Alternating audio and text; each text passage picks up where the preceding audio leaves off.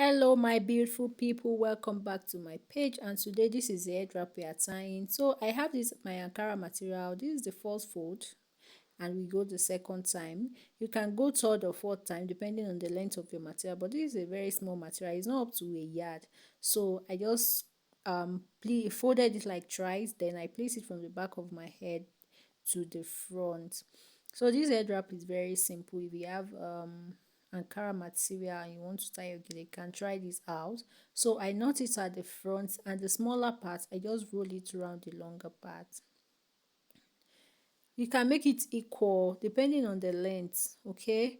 But one is a bit shorter here, so I roll the shorter part round that longer one. Then I pick this one up, the other one, and I stretch it out. While I stretch it out, you can see that it's forming something. Then I just arrange it and stretch it to the back where the fabric ends. Then I'll be securing it with my office pin.